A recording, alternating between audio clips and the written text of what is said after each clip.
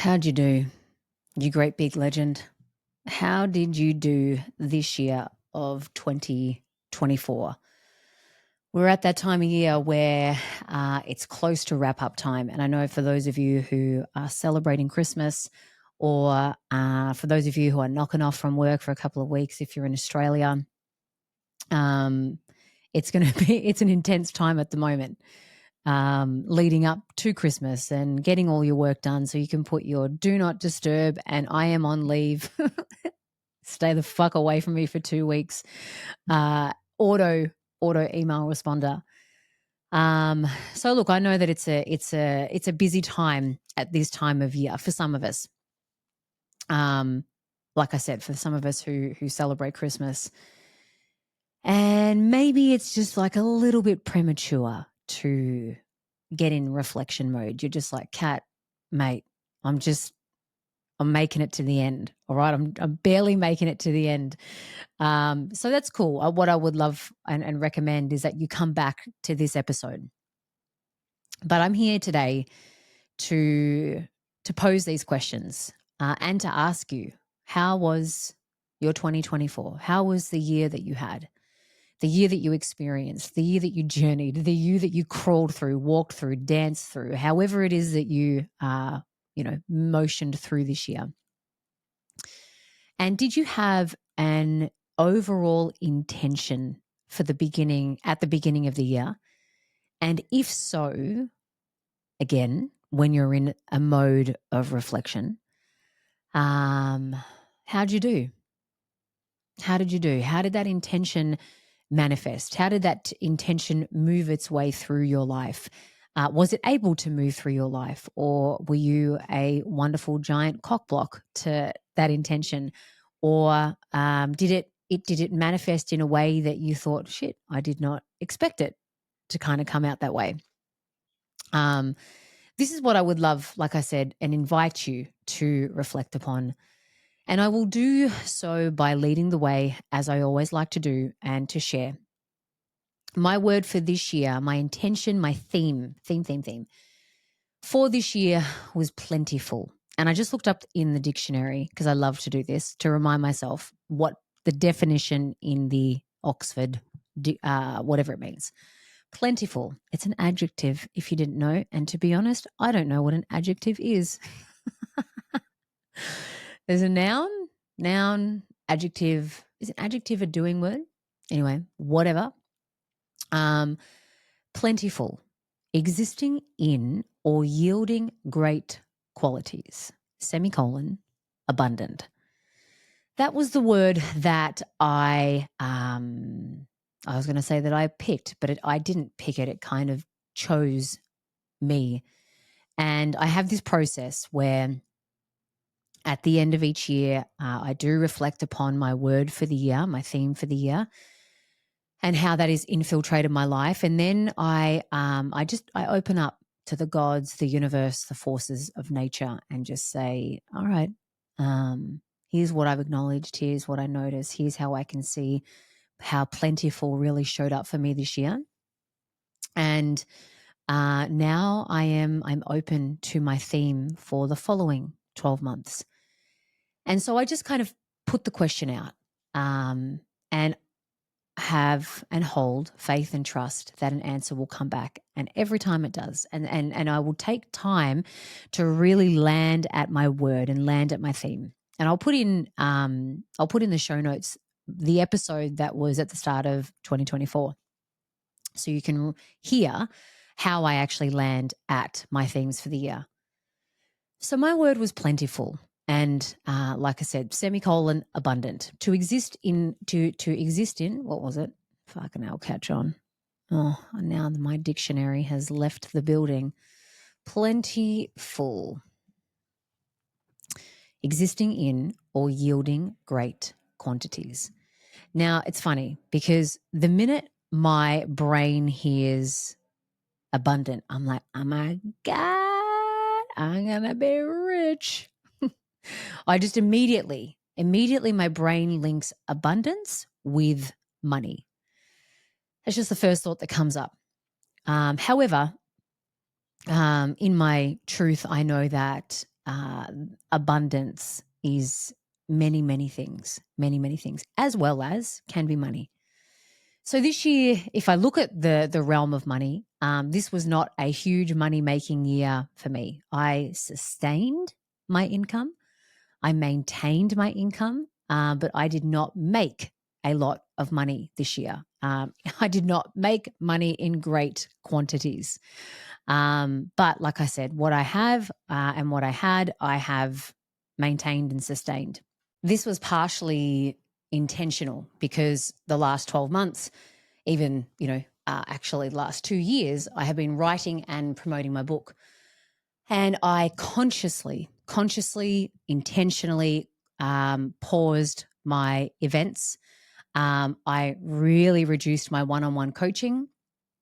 And I knew that for my own sanity and my own mental well-being, that I needed to quieten areas of my life and not try and do it all, because I have tried and succeeded at doing it all many, many times before.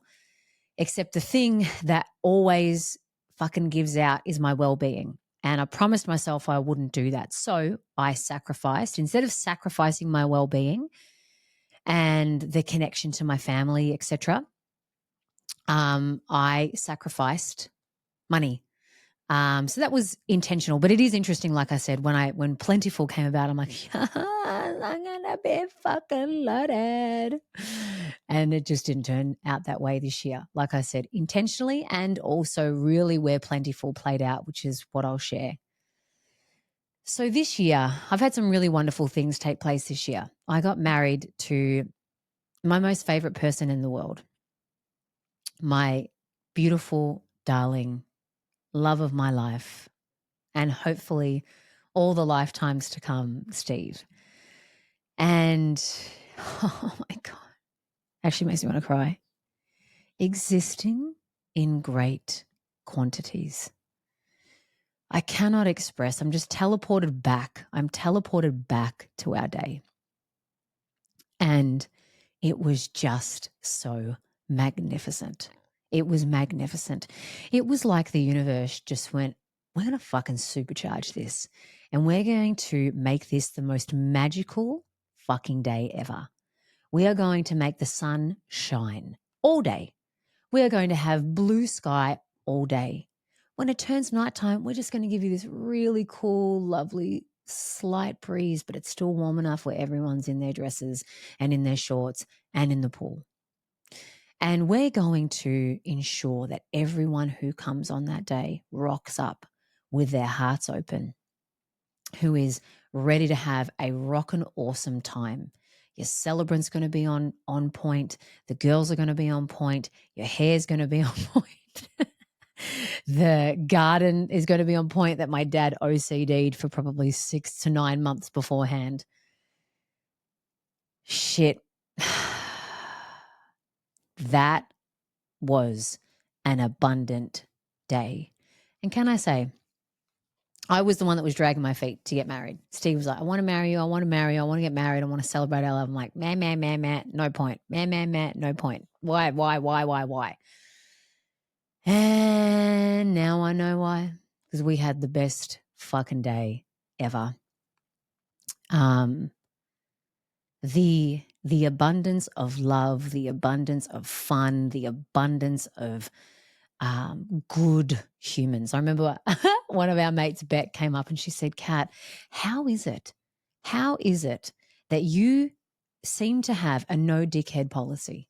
Why is it that you seem to have a no dickhead policy wherever it is that you go? And it's true, even with my events that I run, there is a no dickhead policy. Everyone in there is a goddamn legend. And so that was, my gosh, that was plentiful. That day, our wedding day. That was a massive thing for us, surrounded by our most favorite people, surrounded by an enormity of love and just this holding of support, which I absolutely felt, not just from the people who were there, but from our ancestors and from the universe.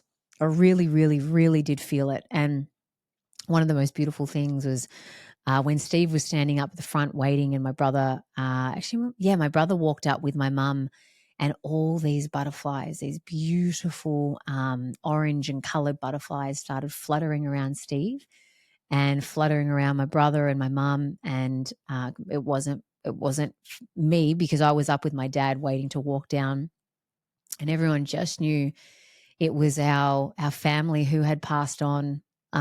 It was so touching. They were literally landing on their shoulders, landing on their heads, and they were big, big butterflies. Just that knowing that there was this holding and presence. And it's moments like those that fully take my breath away. And I remember the night before my wedding, I took the dogs out for a wee on the street, and I looked up at the stars. And I said, I hand this over to you, to the ancestors. I hand this over to you. This is in your hands now. And by God, was it in their hands? No amount of my wonderful little human egoic self could create the magic that was there that day. And so there was this great surrender. And this is actually a big theme of this year too. I'm going to keep threading it through. The second thing that was pretty massive for me, well, I'm going to cancel, clear, delete the word pretty. The second thing that was massive for me this year was my book came out into the world. And can I say, I had plentiful and an abundance of support from my publisher and from my editor, Izzy and Charles. They were with me the whole way. They backed me. They supported me. They encouraged me. They said, put more of you on this page. Please just do not leave any bit of you off this page. Give us Cat. Give us the full Cat John. Real, raw, relatable. Give us as much fat as you can, and we'll cut the fat if we even need to cut the fat. And they barely did cut the fat, which I'm really grateful for. Little did I know that the abundance of, again, this is the theme actually for this year, love, support, holding, encouragement, celebration, joy from you guys, my community, my friends, my family, and my publishing team. It's like, how can I ignore this level of love? How can I ignore this level of just rooting for me? And not just ignore, but like, how can I accept this? If I go back to the wedding day, and if I go back to the book coming out, and even the process of the book coming out, and even the process of organizing the wedding and all of our people around us, like, it was literally as though we had cheerleaders just cheerleading us, going, oh my God, I can't wait for your day. And literally people couldn't wait for our wedding day, and said that it was the best wedding they've ever been to. And the same for my book.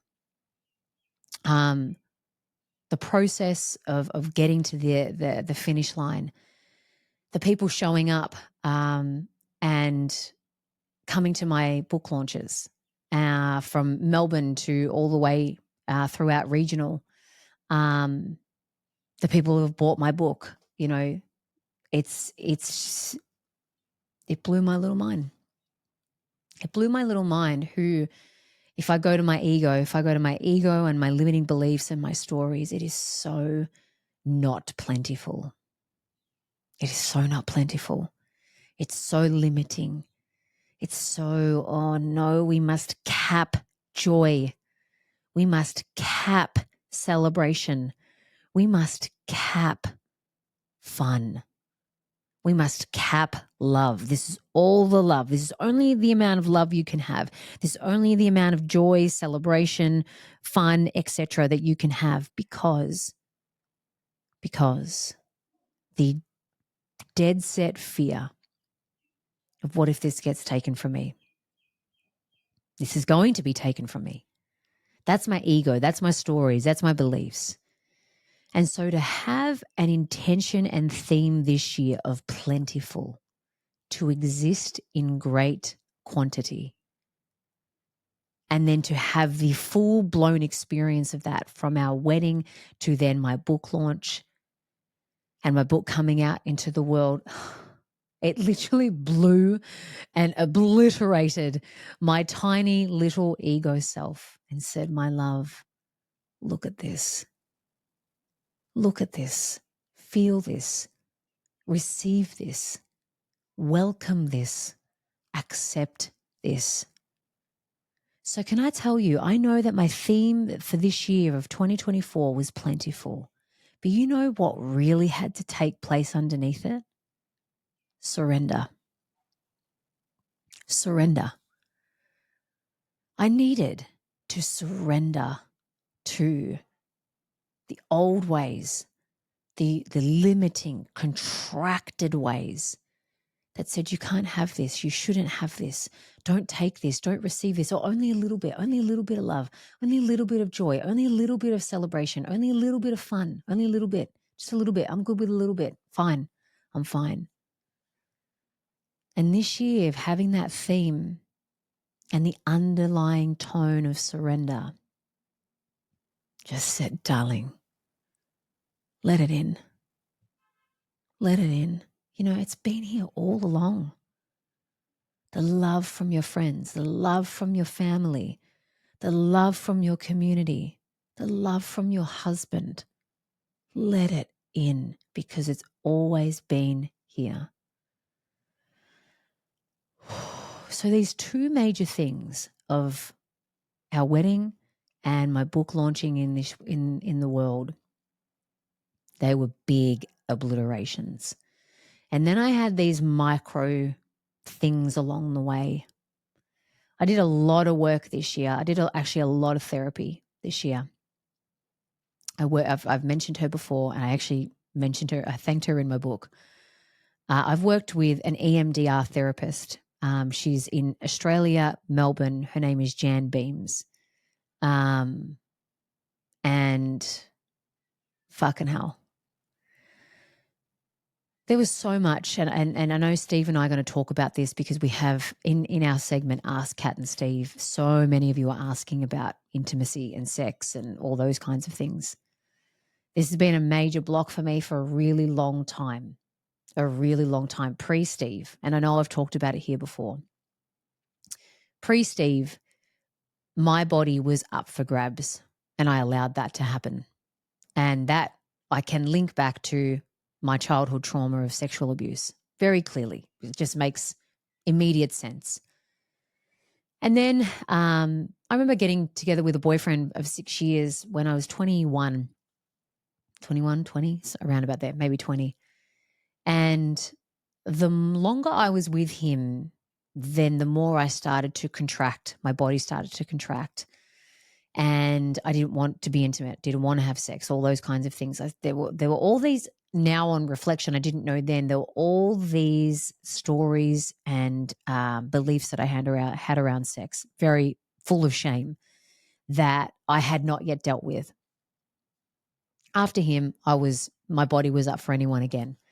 And that's when I did, after some time of being single, it was 9 months of being single, I did a lot of work on respecting my body. That's probably been one of the biggest undertone messages and lessons for me in this human existence, to take care of my body.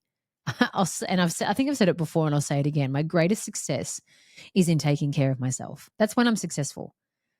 That is where everything in my life is successful, when I take care of my body and myself. Anyway, I can save that for another podcast. So when I got together with Steve, there was actually probably still remnants of, okay, my body is up for grabs. I'd say a little bit less, but there was definitely more of, yeah, I'm happy to do this. Yeah, I'm happy to do that. I'm happy to do that. And then as time went on, I started to regress, which really impacted our relationship, like significantly impacted our relationship.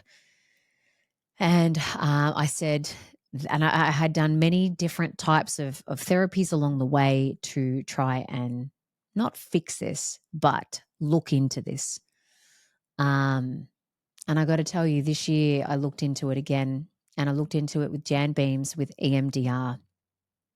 And the stories that I held, the beliefs that I held were not plentiful. They were not abundant. They were so fucking contracting again. So contracting.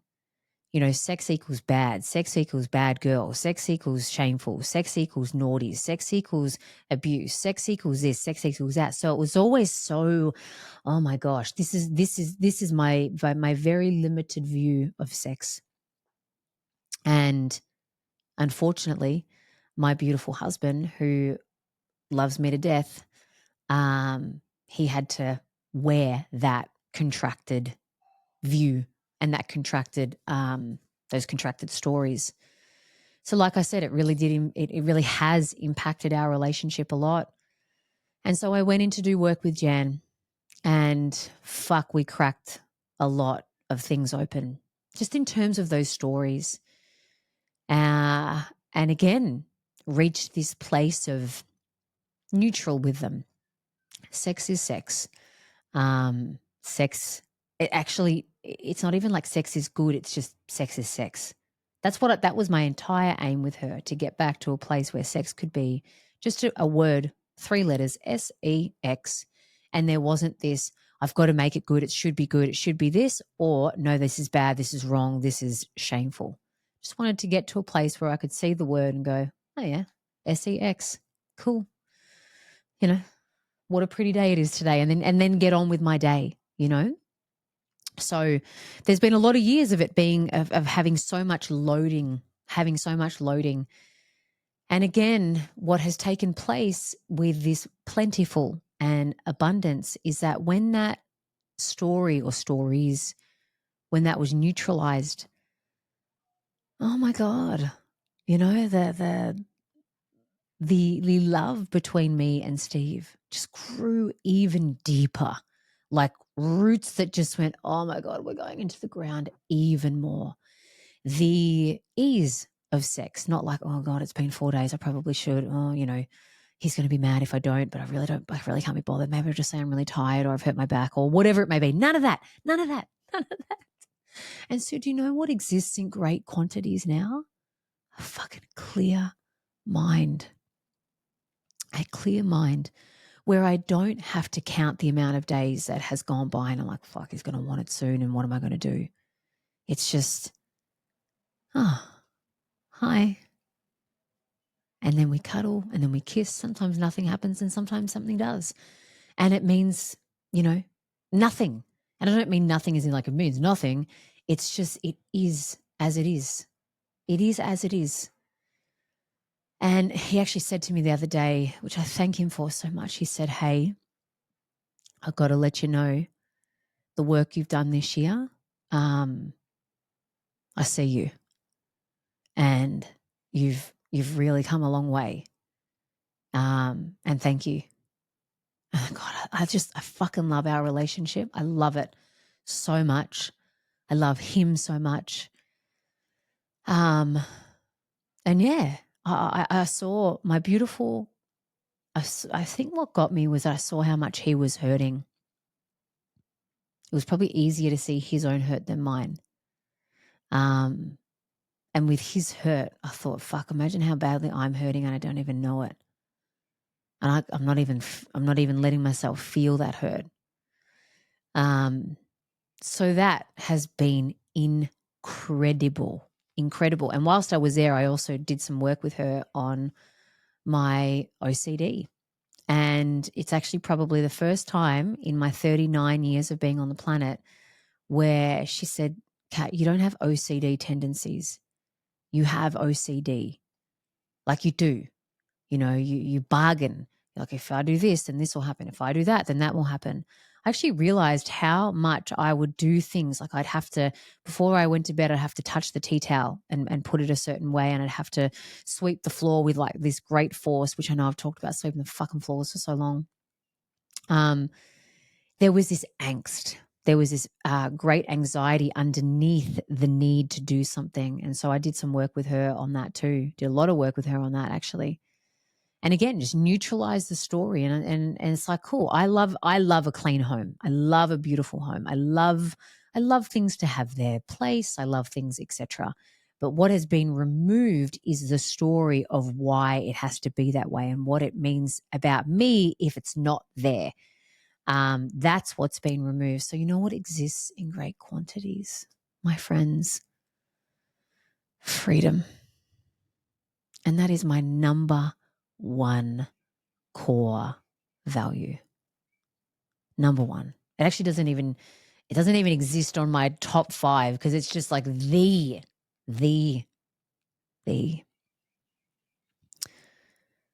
That's what exists in great quantities. That is what I am plentiful in. And so it's interesting. My little brain this year, plentiful. Oh, we're going to be so loaded and rich financially. But fuck, I have been loaded up this year in the love bank, in the joy bank, in the freedom bank, in the celebration bank, in the family bank, in the wow. This is awesome. This is awesome to be open to this. This is like new level living unlocked.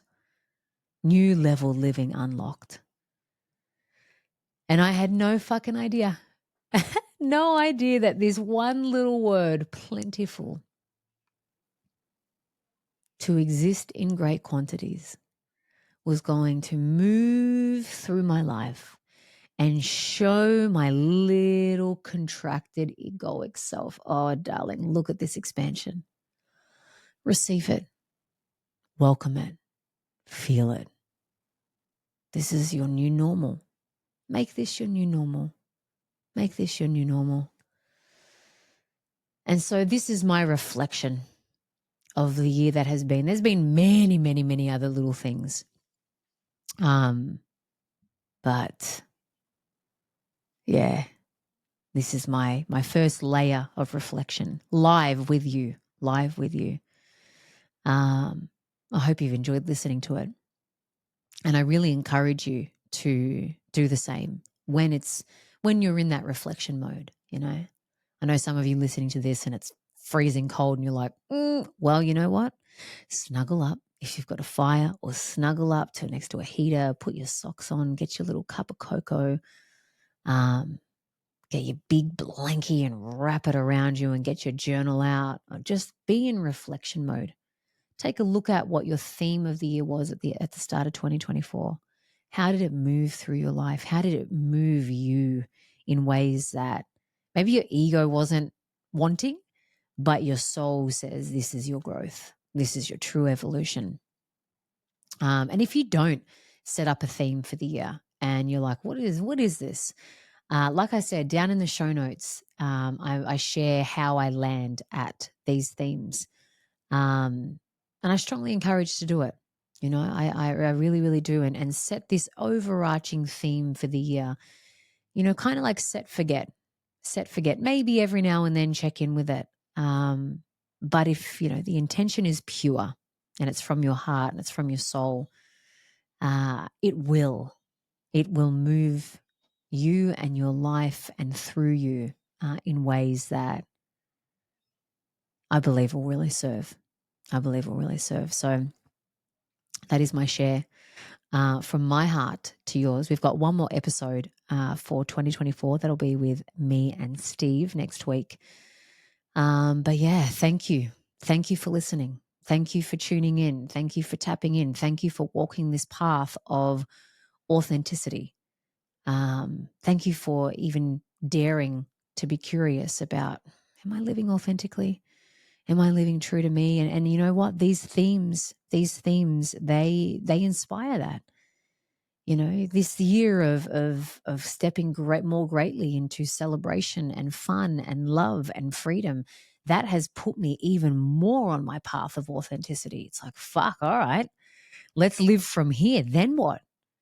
Then what? What next level living unlocks from here? That's the coolest part. So there are many ways that I am going to continue sharing with you next year in 2025, how to continue to unlock next level living through certain tools, practices, ways of thinking, perspective shifts that will have you feeling like, fuck yeah, this feels like me. This feels like my life. This feels fucking awesome. So let's have more of that.